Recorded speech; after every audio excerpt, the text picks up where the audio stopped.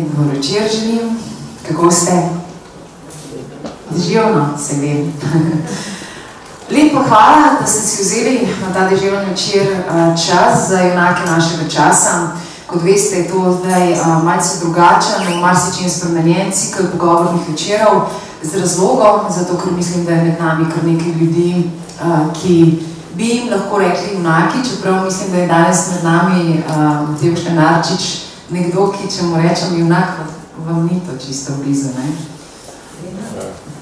Junak. Ja, ker ne vem, ko je to. Če prije do 20 ne boš zdaj fajn. Ja, recimo, da je to nekdo, ki, ne vem, je sposoben preleteti, ne vem, 4000 kilometrov nad Atlantskim oceanom, nad oceanom, na 1 kvadratnem metru, se soočati sam s sabo, z vremenom, z vsem tistim, kar je pustil doma in, ne vem, odnesel seveda tudi sabo v nebo, zdaj seveda karikiral, ampak, ne vem, meni se to zdi kar junaško. No, če je to to, nekako sem vesela in ok, sem jaz ne mislim tako.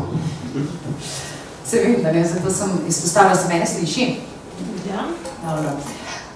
Biolog, pilot, nekoč alpinist, fotograf, predvsem pa, vem, da tudi teh oznak ne marate najbolj, ker pravite, da ste vse in nič, v enem od intervjuju sem to prebrala, oziroma da pač vse je nekako prišlo.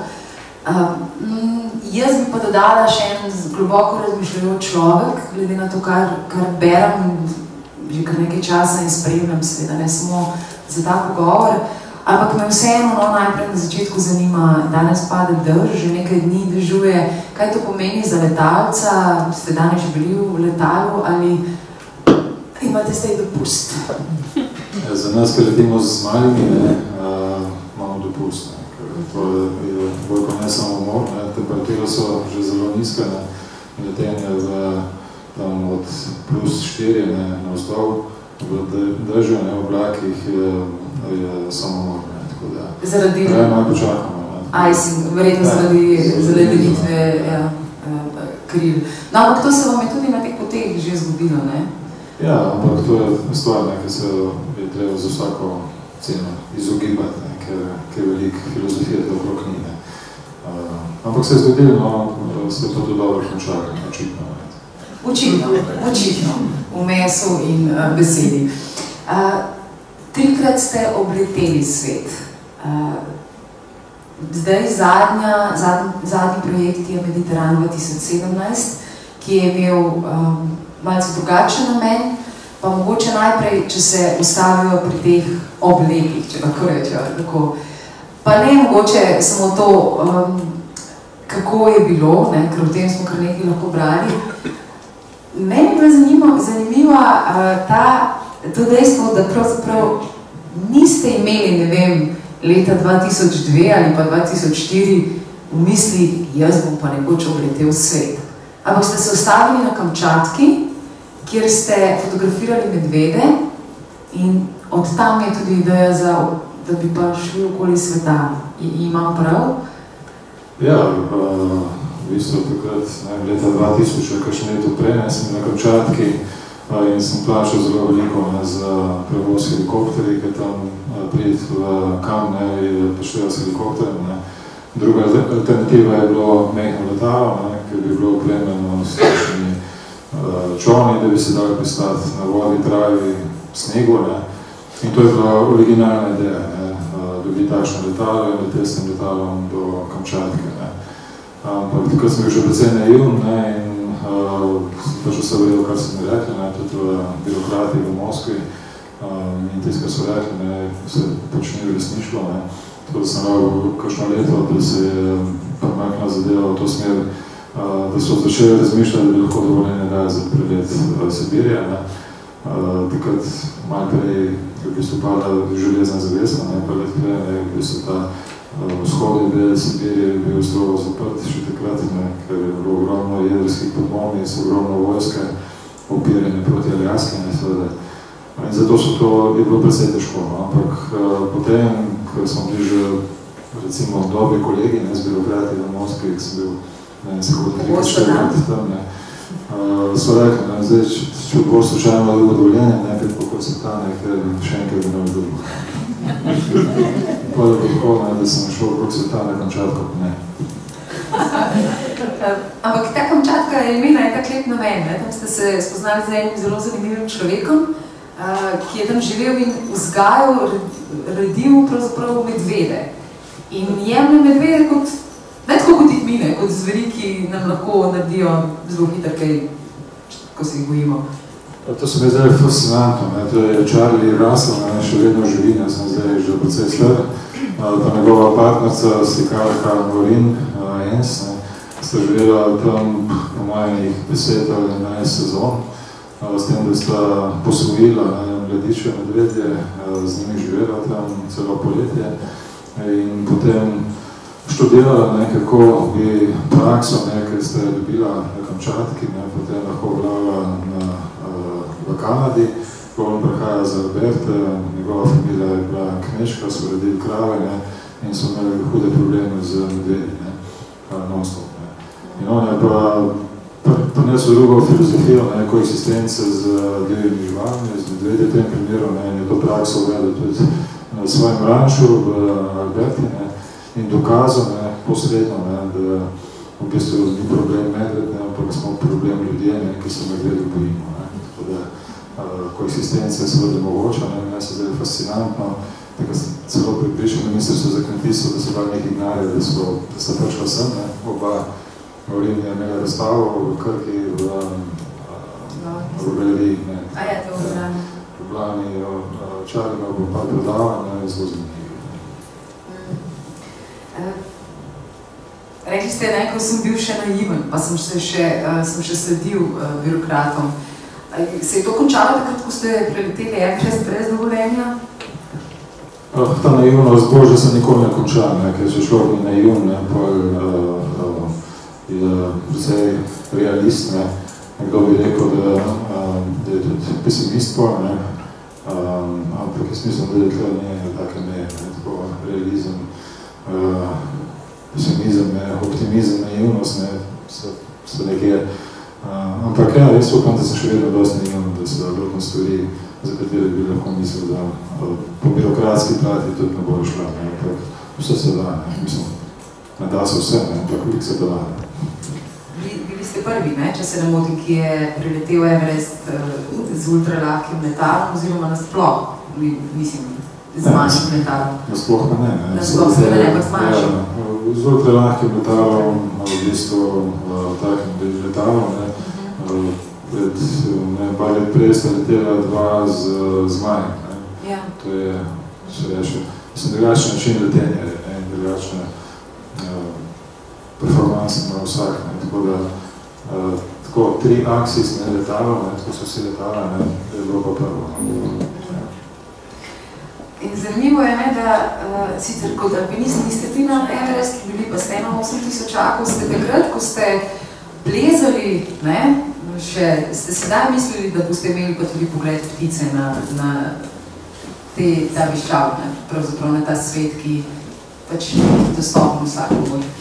No, to je slučajno ne, ker sem začel leteti relativno pozno, tam čez 30 let sem že vrstel, v bistvu sem lahko aktivno plezati in sem v bistvu rabil pogled vzgore, zato ker sem se ukvarjal s fotografijo takrat in je bil to način, da lažje preživiš. Tako da tudi tečaj za letenje sem se plačal, tako da sem med učenjem vprašal štrukturirat, če mi dovoli, da slikam, sem slikal in sem tisto predal, takrat se je še daj to, zdaj sem ne da, tako da je bil to vzgib. Ampak alpinizem, ste pa zelo mladi pravzaprav začeli, pri 17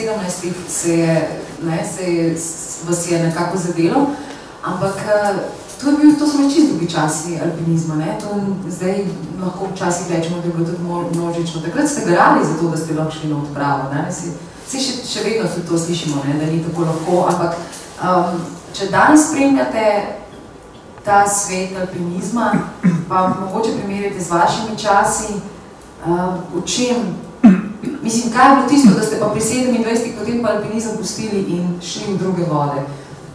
nebesne. Jaz mislim, da glavna razlika v tem, da danes mislimo, da vsak lahko vse.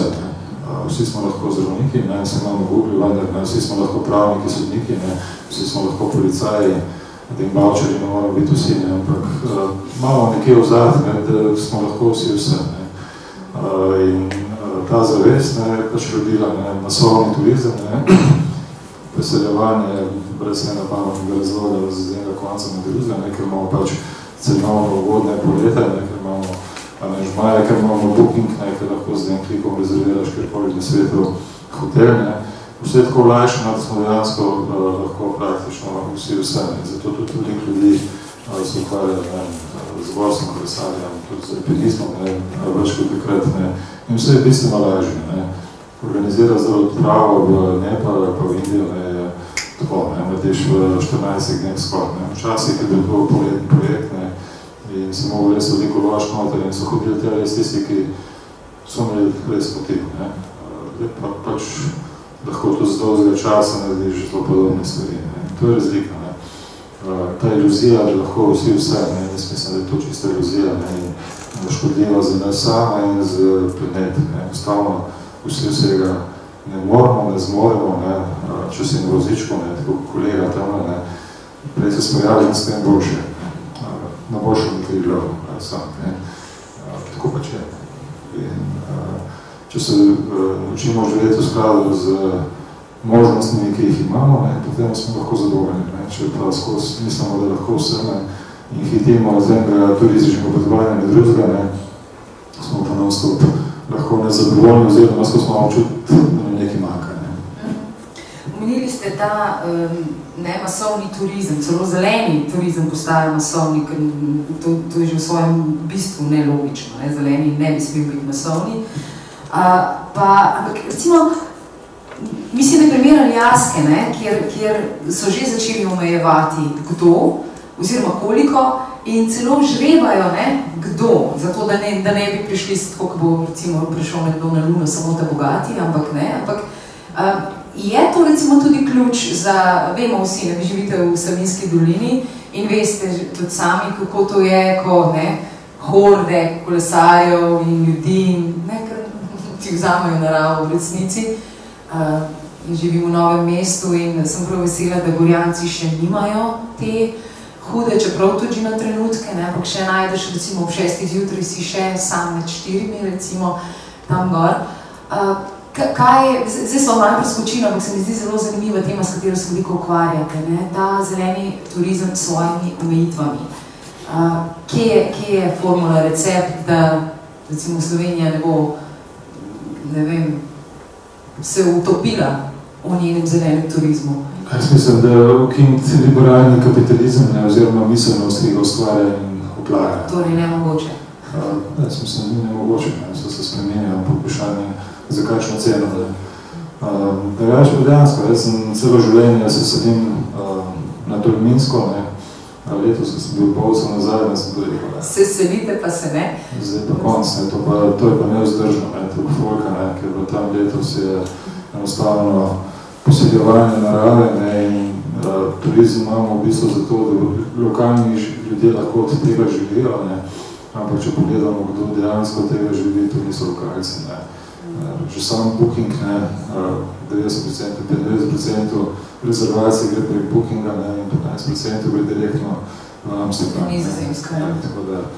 In še druga stvari, kdo resnik česa in domačini so v bistvu ratali služni na lastne zemlje, ker je v bistvu nepremičnine so ratali tako drage, zemlja, da z domačini enostavno ne morejo kupiti, ker ruski tajkuni ali kakšni drugi, pa arabski, ne preplačajo to 100-krat, ne enkrat. Zato so tako nenormalne cene, ki si jih enostavno domačini ne morejo več privoščiti. So dejansko služni v lastnem posestvu. Je to tudi eden od razlogov, da se veselite poti oziroma želite v Bhutan, deželica, ki je pa omejila, kdo lahko pride oziroma koliko ljudi, omejila je turizem, pa danes sem pa prebrala, da je pravzaprav to dežela z negativnim obličnim odtisom. Kako je to sploh mogoče? Jaz si sploh nisem mislila, da je to še postaja kakva dežela na svetu.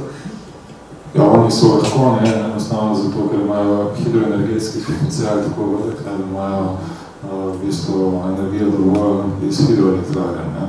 In glede na to, da je večina dežele poraščena, ne, v tej liberalni miselnosti, ne, kako reči naš planet pred onesnaževanjem, ne, ki trdijo, da lahko trgujemo z CO2, ne, so zračunali pač, da so negativno odlični, kar so, ne, po tej sicer neumni, ne, ampak liberalni miselnosti, ne.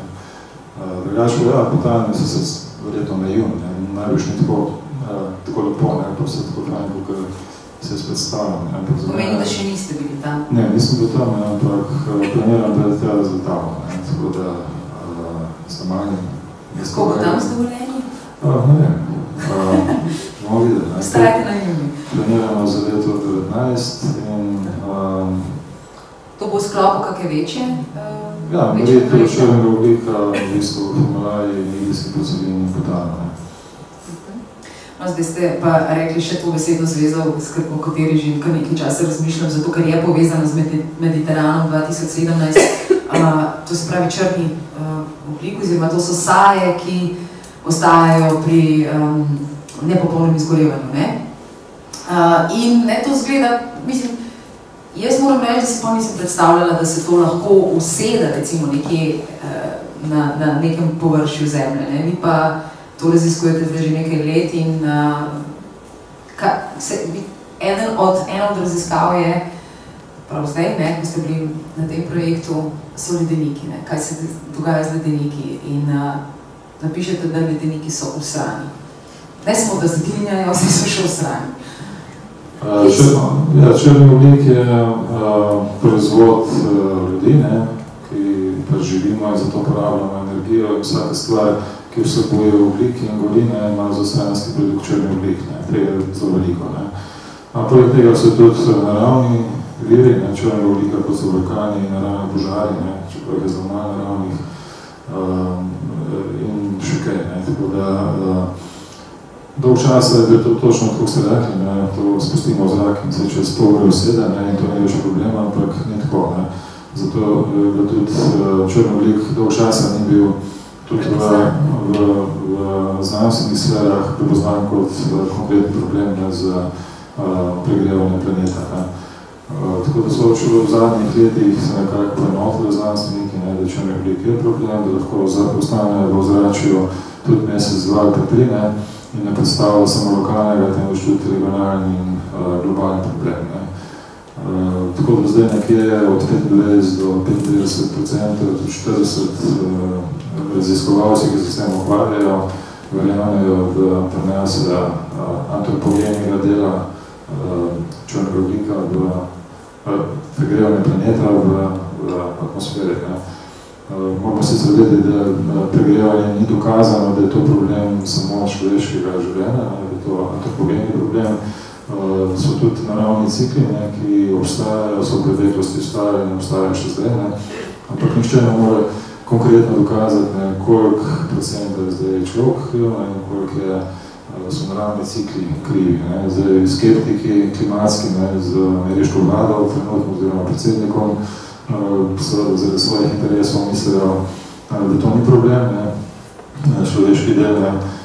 Mi pač mislimo, da je to bolj problem, ne. In ne, to ne samo zato, ker bi tako bilo dokazano, ne, da je ampak enostavno zato, ker moramo vedeti, da smo mi problem, da bomo svoj problem rešvali, ne. Ker če bomo rekli, ok, ne, to je naravni cikl, ne, bomo naprej smenjali planet, ne bomo koli boljšne, že zaradi nas samih, ne. To je približno tako, ne, kot bi sosedov avto pijan, ne, bi rekel, glede na to, da je verjetnost, da so v prometu kar nekaj pijanih, ne, bom pa še jaz pijan, ne.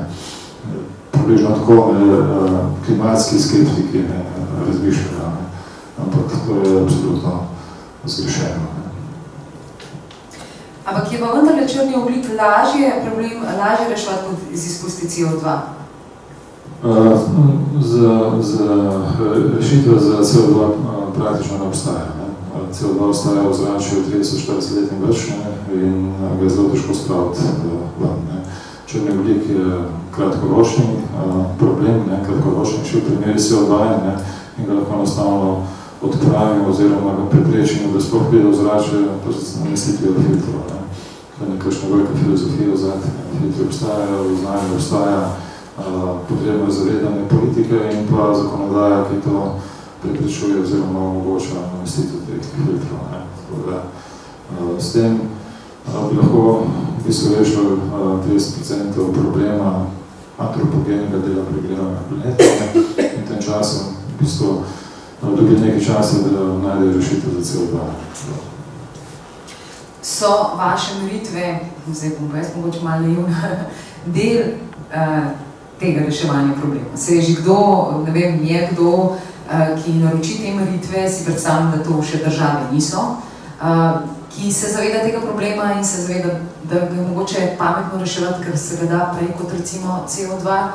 Kdo je konkretno naročnik vaših meritev, to se pravi in obleta sveta, na katerem ste merili črni ogljik in zdaj Mediteran 17, ga še vedno ni verjetno, ne? Ja, črni ogljik ni sistemski problem, tako je bil SO2 včasih, ko so ga rešili, poleg je bil nekaj sistemski problem, zato naročnika ni, za te globalne meritve. To je pač naš entuzijazem, ekipa, ki se tega lotila, pač to dela zato, ker je fino, se trudimo dobiti neka sredstva, sponzorska od države, se težko kaj dobi, zelo majno. Tako da nekako finančno speljamo zadevo.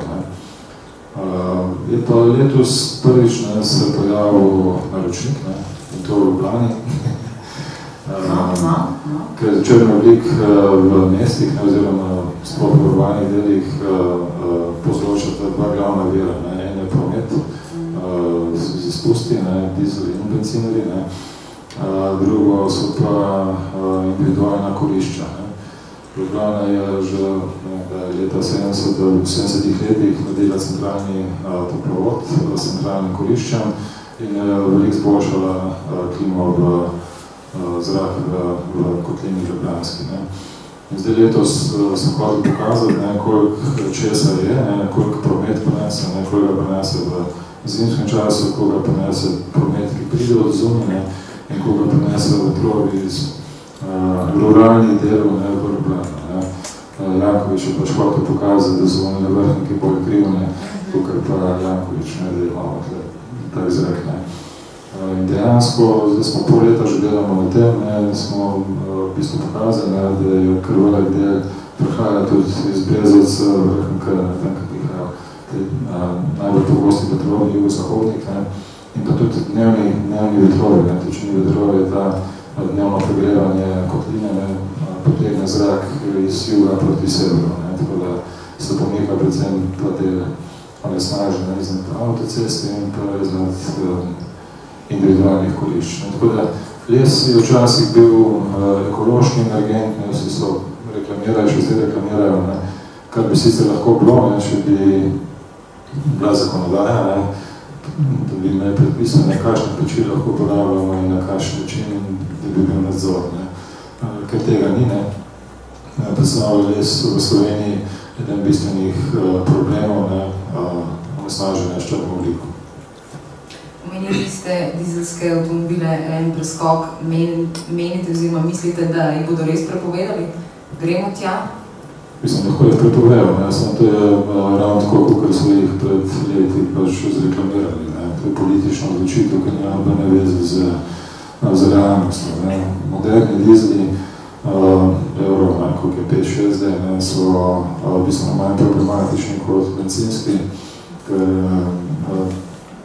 te trdi delci, ki so v bistvu ujeti v teh filtrih, so manjši problem, kot pa bencinski delci, ki v bistvu se sekundarno na njih veže črni ogljik. In ravno ko predstavlja problem, sicer bolj skrit, poleg tega bo še problem z drugimi kemičnimi plini.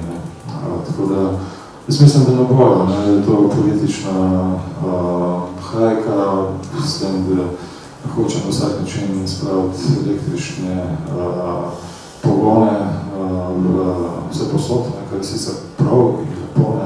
Tudi v letala, ne? Ja, čeprav tam bo še trajalo lep čas, ampak kar je fino, ampak seveda moramo pa tudi vedeti, od kje elektriko dobimo.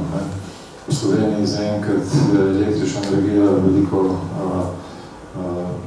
povzroča veliko več onesnaženja, kakor pa dizli. Žal je tako, kar je večino proizvedemo v termoelektrarni Šoštanj. Prostora za tiste tako imenovane zelene energente v Sloveniji enostavno ni. Tako da smo, v bistvu, če hočemo biti res ekološko zavedni, imeti zeleno energijo, potem moramo kupiti tam, ker lahko proizvajajo takšno energijo. Slovenija ne moramo, ne. Zdaj se pa preseliva od strojev na tleh k stroju v zraku ali pa samo v zrak. Prej ste rekli, to delamo entuzijasti, ker je fino. Ta fino, nam, navadnim smrtnikom, ki nismo še nikoli leteli nad oceanom toliko časa, predvsem pa sami, vsej, verjetno, imam nami malce kdo, ki je že letel čez ocean, ampak to čez nekaj drugega, kot to, da doživite let nebo in zemljo pod sabo na tak način, kot jo vi. Ko beremo vaše potopise, mislim, te zasrbi, bi bila, ne vem, muha na vaši rami, kaj drugega pa že skoraj ne bi več upala, seveda. Ampak najprej, kako so videti Alpe od zgoraj? In prej sem omenila ledenike, kje smo tukaj? Nekateri švicarski znanstveniki pravijo, da čez 50 let ne bo več. Mislim, pa to, če gre temu verjeti, potem nehamo rojevati otroke, kako, mislim? To pomeni, da vode ne bo, ne? Jaz mislim, da reprodukcija je potrebna, ker biološko gledano... Že se radožitka, ne? Drugačno Alpe so drugačne iz zraka, ker sem prvič letel čez, ali sem šele postavil posamezne hribe v prostor, prej sem jih spoznaval od spode, z avto od spod, v tvoj vod, letel čez nekaj druzne, ne dobiš občutek, ne moš jih zagrati, ne moš postaviti, ne Mont Blanc, seveda tam, da se vsi vemo, kje je, ampak da ga vidiš v družbi z Grand Journajem, pa je to čisto druga zgodba, drugače se postavlja. Kar se tiče obledenikov, če letiš po zimu, zdaj je precej delo, še vedno vse, tako da jaz mislim, da bi vsi ledeniki izginili v 50 letih, se ne bo zgodilo, izginili pa bodo, oziroma se zelo zmanjšali tisti, ki prinašajo dobiček, te akumulacije švicarskega velika hidroenergetska, nekih napaja ledeniki bojo počas prazna, turizem se bo seveda zmanjšal, predvsem v zimskem času, ker bo se snežna meja pomika. To je super za naravo v resnici, ne? Za planet. Za naravo je super eno in drugo, tako da narava nima veliko problema. Problem ima sam človek, ki je navajen smučati v Brunek vsako sezono in bo pač mogel malo kasneje. Problem je to, ker mi živimo tukaj in zdaj, navajeno smo na udobje takršno smo navajeni, eno se kar nam vzamejo je slabše. Če nam bo vzeti pitno vodo, bo problem, če nam bo vzeti smušarijo po zimu, bo pa slabše. Ampak narava samo vse, malo da nekaj pa vedno teži kar ravnotežijo in se zbalansira na dolgi rok. Tako da bi se lahko kaj naučili od nje. Znani so ti vaši stavki, govorijo nam, da je zemlja prenaseljena, da nas je preveč. Vi ste se pa vozili ure in ure, leteli ure nad pokrajinami, tudi v Indiji, ko vemo, kako zelo je poseljena, ker ni bilo ničesar. Kakšen človek dobil vtis? Vi imate pogled od drugod? Vtis, razpoznanje, vsakodnevno, da smo res blazno zmanipulirani in da živimo pač v enih mikrobalonih, v katerih nas bombardirajo zlahka z informacijami, v času interneta tudi odlaži, v bistvu nam lahko prodajo kar hoče, vse, ko prej bomo verjeli, se tudi našega predsednika Pahorja, se zadnji zvojimo, čeprav samo vsi režimo, ampak to, kad ponavlja iste bedelije, da nekaj se nas sploh izgleda to problem, nekaj bomo spet zavrili. In tako se dogaja manipulacija. Mogoče pa ne, če imamo tako krasne protikandidate. Ja, sem priložena kolumna tako na začetku, da lahko zmaga samo tisk, ki bo še bolj Pahor, od Pahorja. In so v bistvu takšni kandidati. Se hecam, seveda. Ja, ampak hočem reči to, da manipulacija je, vsi mislimo, da smo imuni, da smo lahko imuni, ampak ne moramo biti. In pri naseljenost planeta je definitivno manipulacija, tako kot manipulacija, da bo že pred 200 leti zmanjkali nafte, že takrat se nas rešili, da zmanjkali, ampak samo zato, da borza lahko funkcionira. In tako je s to prenaseljenostjo. Skozi držati ljudi v strahu, da ne se preveč, da se bomo med sabo slejko prej mogli pobijati, zato, da ker bo zmanjkalo vsega. Mi pa bomo priskrbili orožje brez tega. Ja, tako da prostor je dostno. V Sloveniji je dostno. Jaz sem začel, če bi tako napalce, če bi živeli z isto koncentracijo poselitve kot v Ljubljani, v Ljubljanski kotlini, bi lahko naselili v Sloveniji 3 milijone sircev, brez enega problema, pa Afganistancev. In to vi upate na glas povedati v Sloveniji? Ja, mislim, tako je. Če se pere z letalom, v Prekmurju, ali pa tudi Kras, ki so prazno. Če se pere čez Mađarsko, v deželi Orbana in Ksenofobov, vse je prazno. Zdaj se pere v Srbijo, čez Vukovar, vse je prazno. Človekom jasno, kako so se tam poklali. Prostor je ogromno, rodovitne zemlje je ogromno, Donava sicer teče v mestu, ampak se možno predstavljati, da na drugi strani živijo drugačni ljudje po karanteni. Mislim, zakaj so se poklali? Eden čudovitih stavkov vaših mi je, ste rekli, ko gledaš z neba, ni meja, ne vidiš meja, ker jih ni. Mi si nekako predstavljamo, da skozi to globalizacijo smo vsi nekako povezani, da zdaj pa ne vem, človeštvo ima nek skupen temelj.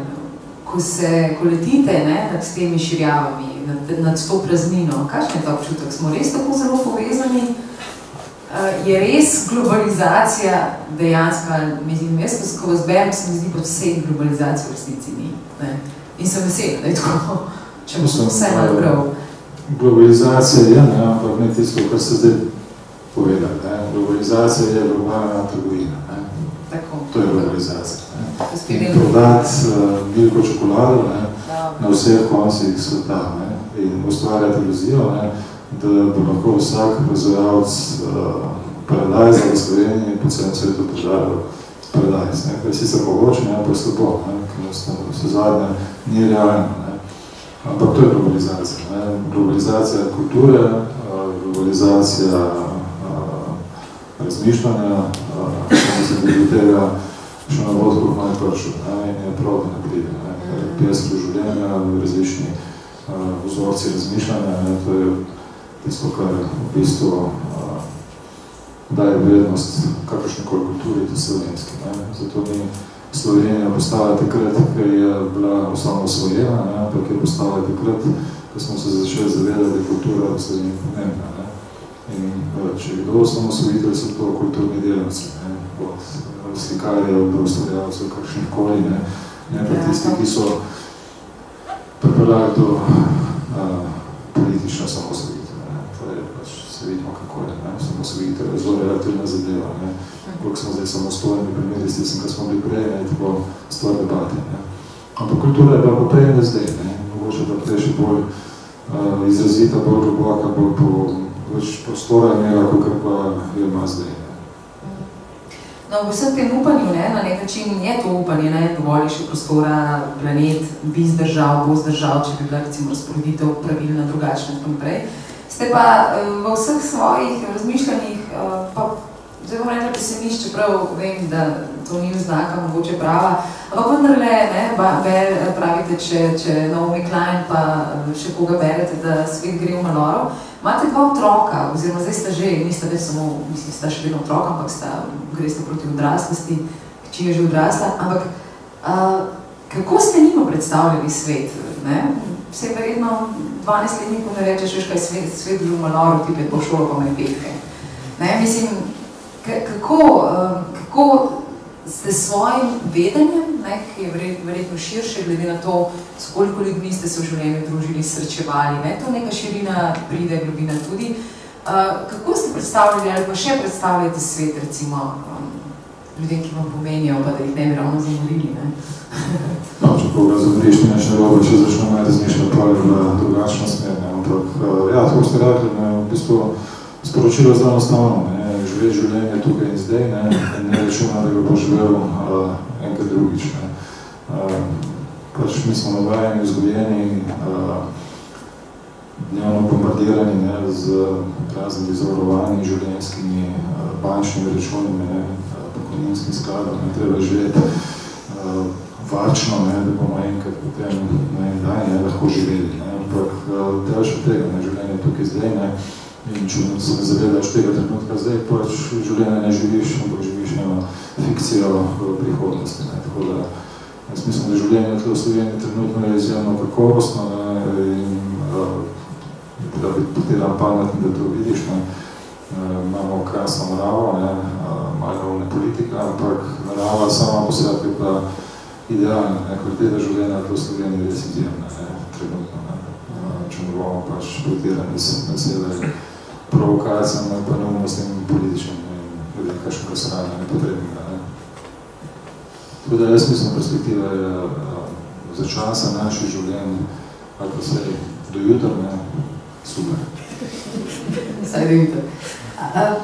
Zanimivo mi je to, da pravite, ne, zaupati je treba ne glede na to, ali imaš za to razloge ali ne. Ker če imaš neke dokaze, potem je to že verjetje, ni več zaupanje.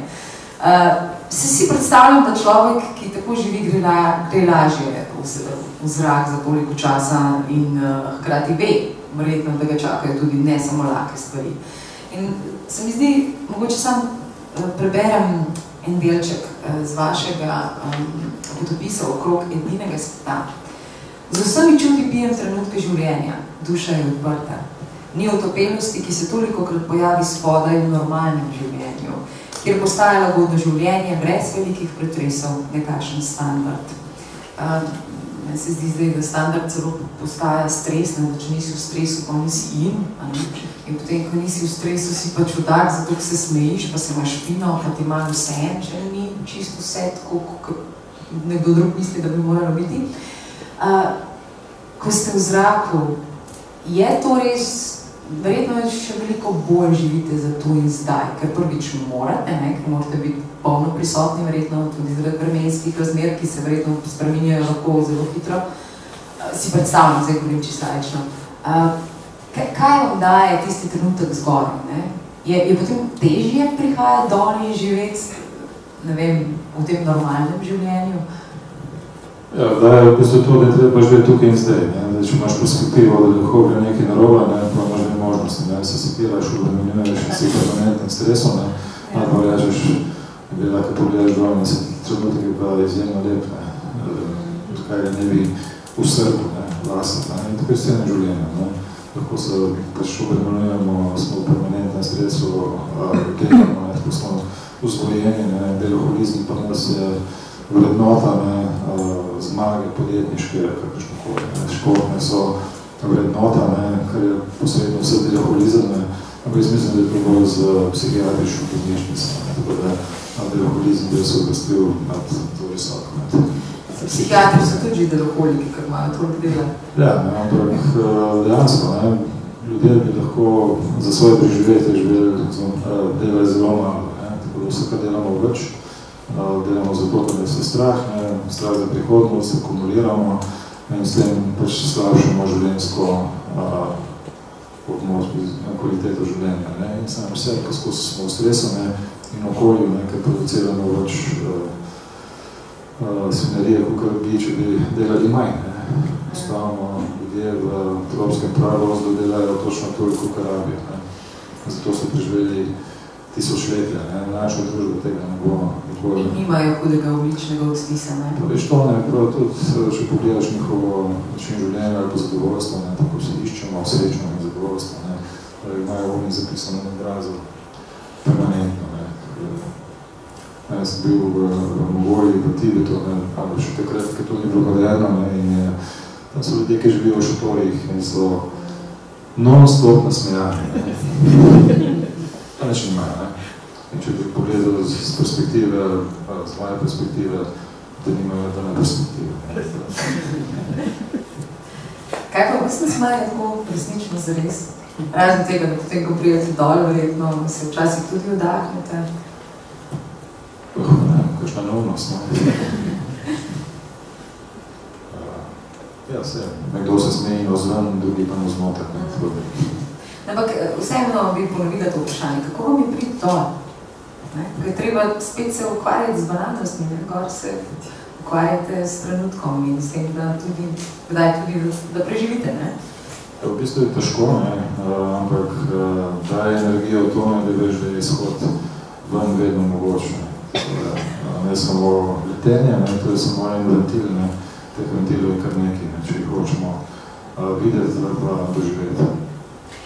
Je bilo na Namibiji, ko me je nekdo na letališču rekel, fajn, s tabo letijo tudi angelčki. In se mi, potem ko beremo vaša pričevanja z tiste poti iz Nove Zelandije do Cookovih otokov, ne, ko ste leteli v fronti in vam je prijatelj iz Ljubljane oziroma iz Slovenije pomagal, ne, vas je vodil skozi to fronto.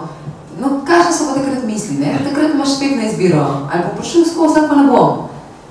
Ja, takrat se ukvarjaš s problemi, ne, najtežje leteti, takrat ni manjih problemov, ki se ukvarjaš z odnosom do problemov, ki jih ni, ne.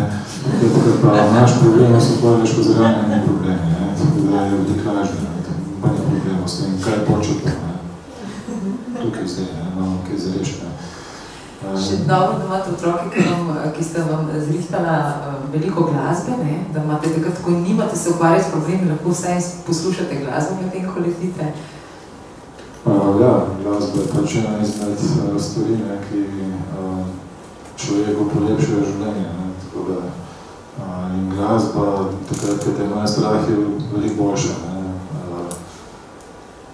globlje, ne, bolje doživiš, ne, tako kot so barve veliko lepše, ne, kot če sediš doma na kavču s čipsom v roki, ne, gledaš televizijo, ne, tako da razlike so očitne, ne, tako da pride ven, ne nas ne bo strah biti strah, ne, ker vse je lepše, ne. Ko ste že pri čipsu, kaj pa jeste recimo, ne vem, ko ste na, ne vem, 18 ur v letalu, ali pa koliko je bilo 17, je bilo največ v etapa, koliko ur, kaj tako, vse te fizične potrebe, ne, vemo, da za manjše potrebe imate tudi kondome sabo, zanimiv podatek, da je XL, ne, morajo biti. No, ampak, ja, čisti telesne, fizične potrebe, ne, potreba se je premakniti, vi ste na 1 kvadratnem metru, potem rečete, da nekje zapišete, da vam pomaga joga. Kaj? Takrat vmes? Mislim, zdaj govorim zelo naumno, ker me res ne zanima, ker se mi predstavljam, pa verjamem, da tudi med vami ne vsi. No, sem šel kupiti 100 kondomov, ne, XXL največjih parigmana, izmed, samo kar občudovali, predajal. Vi ste rekli, da je to za Cookove otoke. Človek je način nabite. Hrana pa tako, čim bolj kalorična, s čim manj odpadkov, tako za take poti. Čeprav se da ostane, takrat, ki treba, pa človek ne popolno biti, zato razvije določene načine iztrebljanja in to pač delaš pa drugačne. To ni problem. Bolj problem je, če misliš, da tega ne bi, zato da tega ne bi bilo, ne, v bistvu premaj piješ, ne, se dehidriraš, pa premaj ješ, ne, imaš prav drugačne probleme, ki so veliko hujši od tega. Ste šli tudi skozi to? Sam? Jaz sem imel čas precej hude probleme, še na prehodu z albinizma v aviacijo, so čist metabolistične, presnovnih, ne, so se pojavili eni krči, ki so bili povezani z stresom, ne, v bistvu z pomanjkanjem CO2 v krvi, ne, človek prišel v stresne situacije, ki ni bil siguren, ne, začel hiperventilirati, to se pravi, hitreje dihaš s tem, izločaš preveč CO2, ionska sestava krvi se poruši, ne, in lahko pride do hudih problemov, ne, tako da potem bi treba kar nekaj psihičnih prepričevanj ali pa kar nekaj časa, ne, da človek gre čez to, ne, ker če te v letalo primejo krči, ne, imaš veliko možnosti. In kaj pa čisto fizična pripravljenost, ne, saj verjetno morate biti zelo fizično pripravljeni, ker je to povezano tudi psihično pripravljenostjo verjetno. In zdaj, če ti sediš vsaj 3 ure, kako to, ne? Naslednji dan je spet etapa in razen seveda, če vas birokrati ne zadržijo, recimo na Havajih. Havaji se lahko tudi klepke, ne? Ja, v mojem primeru se fizično sem tako relativno dobro pripravljen, ker še vedno se veliko hribih plezam, gorsko kolo, tako da sem aktiven skozi. Del masovnega turizma, no? Ne, ker grem sam. Ja, je bilo to tako, ja, jasno, del sranja, ki ga povzročamo v planetu. Tako da biti pretiroma samozavestno, soliti pamet drugem, ne grem, ker vsi živimo v liberalnem kapitalističnem sistemu, vsi smo tako drugače potrošniki in bistvena razlika med nami ni. Lahko se pa zavedamo, poskušamo tega stvarjati manj problemov, ampak še vedno smo. Tako da, ja. Nosi tudi ultra lahko letalo gorivo, ne?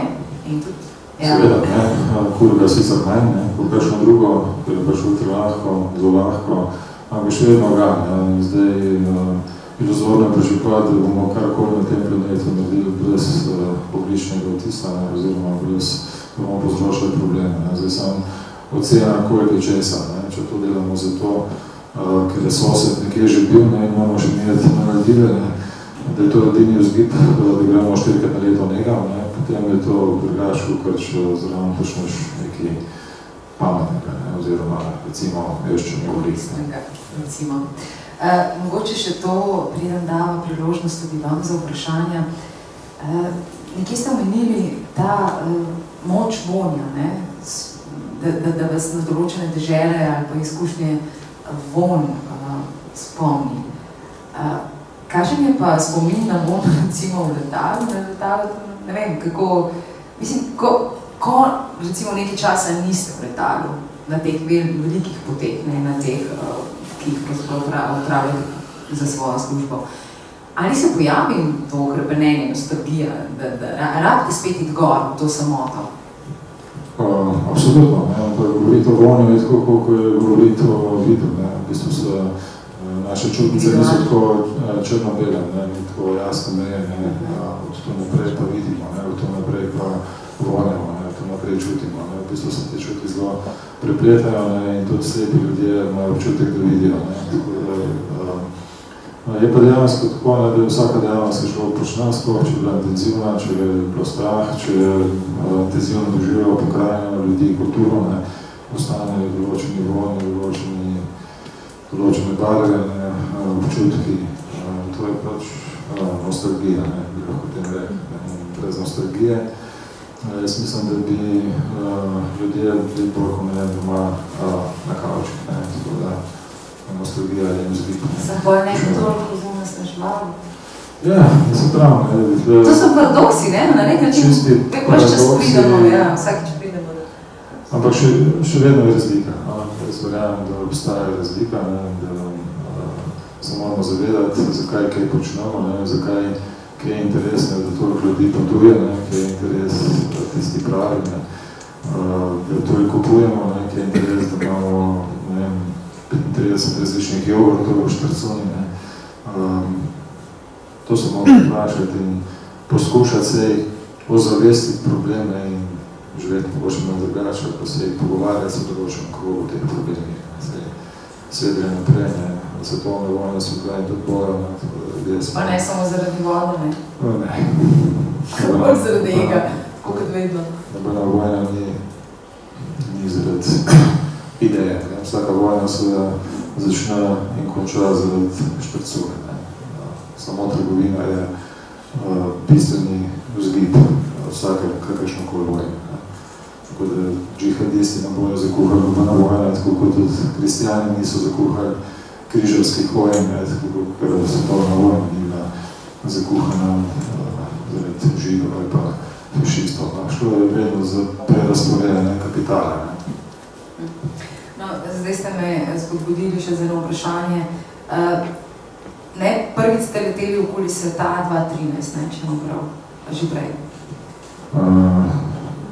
2004. Ja, čisti sta prva. Potem so bila pa še 3, ne? Bilo pa še 2, ne? 2. Zakaj zdaj to sprašujem, ne? Zato, ker me zanima, kako se je pa spremenil svet, recimo, med tem časom, med prvo potjo okoli sveta.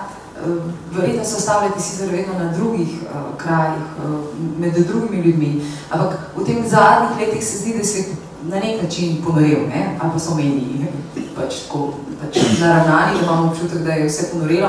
Omenili ste džihadiste. Se recimo to vsaj v teh deželah recimo čuti, ne vem, recimo nad Libijo ste tudi leteli brez dovoljenja, ne? Ja, letos je bilo brez dovoljenja, ker je pa slabo vreme, tako da sprašovati o takšnem situacijo z dovoljenjem ima smisla, oziroma nevarno. Ampak oni imajo marsikaj lahko, ne? So streljali tudi za kakšen manjši. V Sredozemlju, ja, to je Rusija, da se civilnega aviona pa res ne bojo, ne? Je res samo Rusija, ne? Ker znajo se streljati 300 ljudi, tako da to ni problem, ne? Ampak problem je, če je interes, ne, in če te najdejo, ne? Če te najdejo, ni problema, ne? Če birokrata ne vprašaš, če lahko, ne? Nima birokrata nega problema in problemov ni, ne, dejansko, ne, in tako pač funkcionira.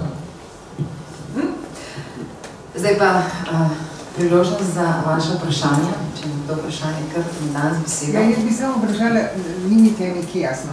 Recimo, ko sem poslušala Agneta Hodaliča, on vztraja in pripoveduje o tem, mislim, veliko govori o tem, kako je planet prenasičen, koliko je preveč ljudi na svetu, koliko nas je preveč in podobno. Vi govorite kontra, kaj je zdaj? Zadnje se zelo dobro poznava in nadeva, da tle pač drugač gledamo. Tako da moj odgovor na to je, Arne, pet z mano, ne, pa boš pogledal. Tako da zdaj enkrat še ni šlo, tako da verjetno želim prepričanje, da bomo prav. Ampak on se ne boji letenja, ne? Pa jaz mislim, da ne. Zakaj bi se? Tu mnogo njih stvari že počelo. Ja, vem, ampak nekateri se, naprej so se o tem pogovarjali. Ja, še kakšno vprašanje? Aha. Počakaj. Malca.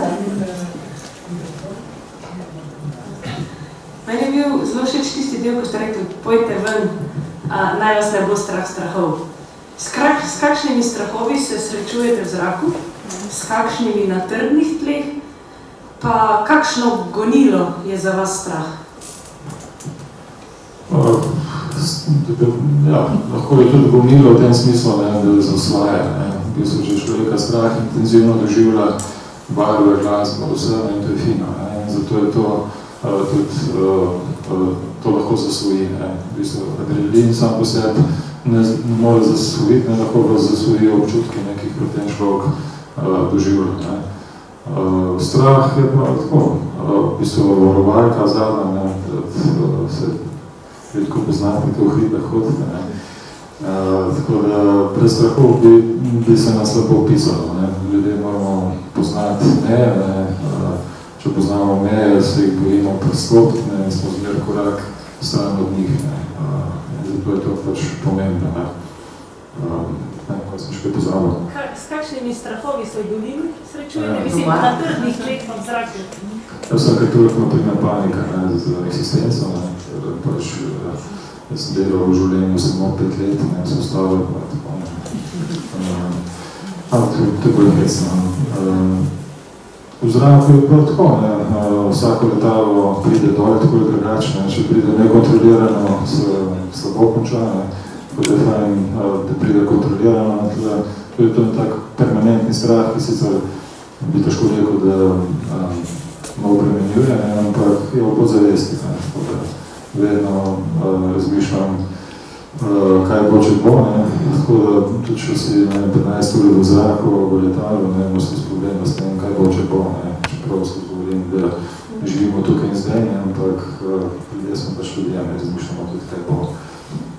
Tako da permanentno zavedanje, da se lahko konča tudi drugače, kot je planirano.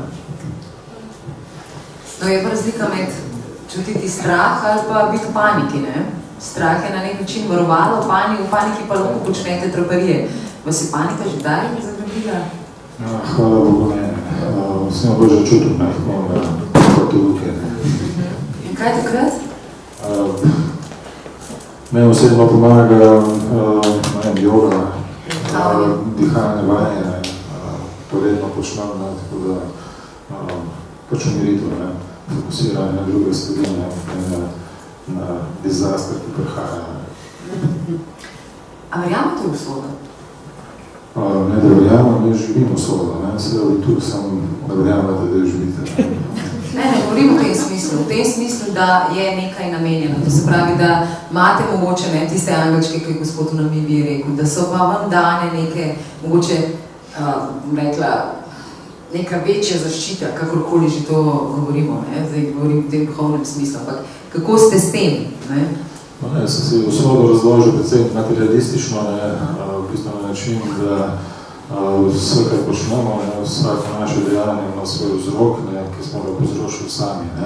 In če pogledamo, zakaj sem danes tle, zato, ko sem pač enkrat nekje letel, in ste videli, nekje to prebrali, in sem ga povali. To ni res. Kaj pa tisti, ki se rodi otrok, ne vem, sredi nečesar, on nima nič s tem, da se je tam rodil, to se pravi, to ni, on ni sam izbral tega razloga, posledica pa živi, So pa njegovi starši in od starši, tako da to je vzrok. On sicer ni neposredno kriv, ampak je postavljen v situacijo, ko se začne zavedati in lahko živi v permanentnem iluziji, da lahko v življenju kaj bistveno spremeni, ampak jaz mislim, da ne. Da lahko sicer spremeniš na način, da pač počneš nekaj, kar počneš, karkoli že, ampak vse je posledica. In to, da bi zdaj razmišljal, da bo pa enkrat vse bi več shodil, da bo pa zdaj z mojim načinom življenja prišlo do tega, da bom svetovna manekenka, verjetno ne bo. Tako da verjamem v usodo, oziroma prepričan sem, da stvari laufajo zato, ker sami to želimo in s tem, kar smo naredili v preteklosti, smo definirali svojo prihodnost. Komu se pa zahvalite, ko po tistem, ko je res zagostilo, po domače rečeno, se vendarle dobro konča, se zahvalite komu, ne vem, vesolju, Bogu, Bog za vas je? Sem že v teh letih, da se vsak jutr, ko se zbudim dobre volje, pa vidim, da se zahvalim dejansko, pa ko grem peš nekam. Komu? Hvala Bogu. Ampak tistem definiram, ker po duši ali pa po razmišljanju sem bolj budistko, ker kristjan, čeprav sem kristjan, rojen v krščanski familiji, ampak na to ne obremenjujem. Verjamem bolj v panteizm, to, da sicer nekaj je, že zato, ker smo se naučili brati in pisati in se na ta način in računati in se na ta način zelo osko ukaljupili, zato bi bilo iluzija pričakovati, da neč drugih ne obstaja, zato verjetno nekaj je. Še kakšno vprašanje morda? Izvolite, gospod. Sam trenutek, da vas bodo vsi slišali. Kako vam pa uspe, da nikoli pri teh dolgih poletih ne zaspite? Odlično vprašanje. Ko sem začel s temi poleti, sem dejansko mislil, da je to hud problem, zdaj po tolikih letih, pa vem, da to ni takšen problem, ker se stalno ukvarjam z iracionalnimi problemi, s tem, kar vode, s tem, kar je, tako da sem počasih že razmišljal nekaj, kako bi z določenimi kemičnimi preparati lahko premaknil bioliter, z 12 studij kadregan, ampak ni treba. Kakšni so pa počitki med temi etapami, če so recimo vsa dovoljene, da ni treba ničesar čakati, da niste odvisni od drugega, koliko časa si vzamete? Je to kak standard, ker ponavadi se mudi ali se ne mudi na teh etapah? Komercialni potniški piloti imajo določen, tako ko lahko letijo toliko, to včasih spijo, vse definirano, ravno zaradi tega, ker so jet-lag in greš v drug časovni pas, ima že lahko probleme, zato je to definirano. Pri nas tega ni, tako da sem nekako utrudil, da lahko letim 5-6 dni mogoče tudi en teden, tako da vsak dan letim tudi 10 ur in več, posel pa, to je plafon, ne, pa rabim kakšno 2 dni pauze, ne. Tako da, to je to znotraj tega, pač se vidika, ne. Drobni užitki so kaj, pivo? Česar ni, ne. Če je šel v ženi, ne, in ti ponudijo pivo, da pa z užitkom spiješ, ne. Če kakšno vprašanje? Aha, Pri tako asketskem in namembnostnem pogledu na potovanja, kam pa greste vi na dopust? Če boš čas na dopustu, lecam se. Ja, se to je to, jaz sem ta problem, ker sem skozi na dopustu, ne, jaz sem na dopustu sam takrat, ker sem imel na dopustu, ker nisem, ne, takrat imam službo, ne. In to je nekaj najbolj z familijo, ne, predvsem zdaj za ženo, ne, otroci tako že zraste, ne. Tako da še vedno je za mene dopust 365 dni na enem tednu, ko gremo na morje, ne. Kako pa gleda vaša žena, če se motim, je sodnica, na te vaše drobne naivnosti, pa brez dovoljenj, pa kar takole malo? Se je naučila, ne? Še kakšno vprašanje? Če ne, bi jaz zaključila, pa vendarle še z enim vprašanjem. Sva se nekaj v tem pogovarjali, da svet ni lep, ne? Pa vendar je lep v svojih koščkih, seveda.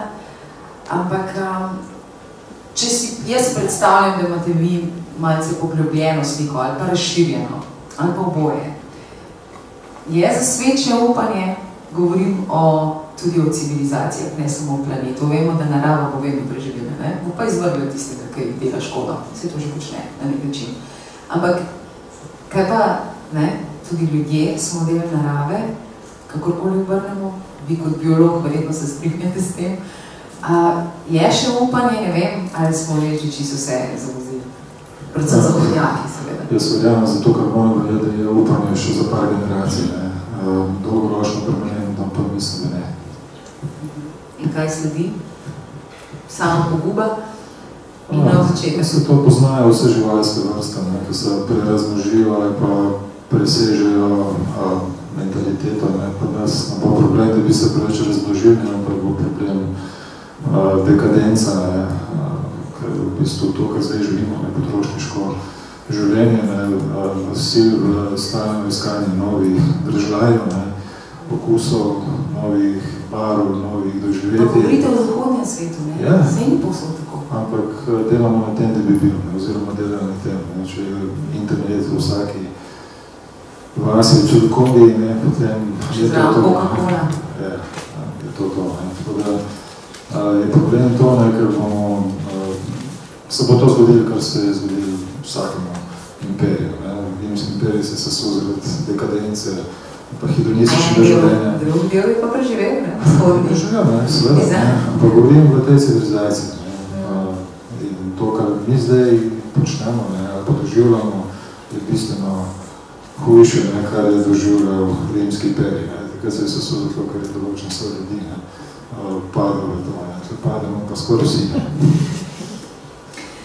Ampak da ne bomo tako končali drugače, z besedami Matevža, ki mimogrede odlično piše, vredno spremljate, no, ampak tako ne zapišem. Tako intenzivnega zavedanja svojega minljivega življenja ni mogoče kupiti. Zgodi se samo nekajkrat v življenju, samo nekaterim ljudem, v to sem prepričan. V takšnih trenutkih postaneš neznansko majhen, ponižen, teža vesolja težko pritiska na zavest. Absolutni standardi, ki nam jih vsiljuje normalno življenje, postanejo relativni. Pojmi, kot so večji, manjši, boljši, slabši, lepši, grši, beli, črni, izginejo. Velja samo preprosto veselje nad življenjem v kakršnikoli obliki. Jaz si želim zase osebno in zato tudi vam, da to živimo, ta sestavek na tleh, če se le da doma, brez nizkocelovnih letov, ki zelo nasnažujejo svet. Da ni treba iti gor, da to začutimo. Ja, vse glede na to, kar sem prej rekel, da sem še vedno glasen optimist, ne, ker drugač tudi moramo preživeti, ne, ker želimo iluzije enega neskončnega življenja, ne, to nas hoče prepričati, dejansko je življenje zelo kratko, ne, tako da v tem času sem pripričan, da lahko doživimo se skrb ogromno lepega, ne, na vozičku ali ne, kakorkoli, ne, če vzamemo tiskar imamo za orodje oziroma za gradnike naše sreče, potem to to, ne. Je pa to odvisno od nas, ne, od naše odločitve. Absolutno. Ne od Trumpa, pa tako naprej, ne. Hvala Bogu. Skratka, najlepša hvala za vašo pozornost, za vaš obisk. Vesela sem, da vas je toliko in seveda vam, Matevž Lenarčič. Imate pa zelo nenavadno oziroma zelo neprimerno za vašo aktivnost, da je primerno priimek Lenarčič. Ste se kaj? Tako pa še, zato pa je tako kot je. Tukaj nova nestovan nadaljuje. Ja, tako je. Smo se rodili pro Trbola in tako pač je. Proletarski družini, tako pač je. Tako pač je. Hvala lepa.